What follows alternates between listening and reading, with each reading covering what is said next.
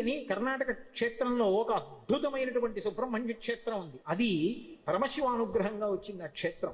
గరుత్మంతుడు ఒక రోజు మంచి ఆకలి మీద ఉన్నాడు. వాసుకి వెళ్ళిపోతున్నప్పుడు ఈ వాసుకుని చంపుదామని గరుత్మంతుడు వచ్చి తన రెక్కలతో కొట్టి వాడి ముక్కుతో గాడ వేశాడు. వేస్తే తన పడగలెత్తి ఆ పడగల మీద ఉన్నటువంటి మణుల యొక్క కాంతుల చేత కళ్ళు బైర్లు కమ్మేటట్టుగా గరుత్మంతుడి మీద కాంతి ప్రసరింపజేసి తన యొక్క పడగలతోటి కాట్లు వేశాడు వాసుకి. కానీ సహజ బలవంతుడైనటువంటి గరుత్మంతుడు ఆక్రమించబోయాడు. ఆర్తనాదం చేశాడు, శివా శివా శివా అని. వెంటనే కశ్యప ప్రజాపతి వచ్చాడు. వచ్చి గరుత్మంతుడి యొక్క తండ్రి వచ్చి కశ్యప ప్రజాపతి మహాశివ భక్తుడు వాసుకి. అటువంటి వాసుకిని చెనకుతున్నావు శివా అని పిలుస్తున్నాడు. ప్రమాదం సంభవిస్తుంది. వెంటనే విడిచిపెట్టేసి వేరొక ప్రాంతాన్ని చెప్పాడు. ఆ ప్రాంతానికి వెళ్ళిపో, అక్కడ నీకు ఆహారం లభిస్తుంది, అక్కడికి వెళ్ళి తినమన్నాడు. ఆయన వెళ్ళిపోయాడు.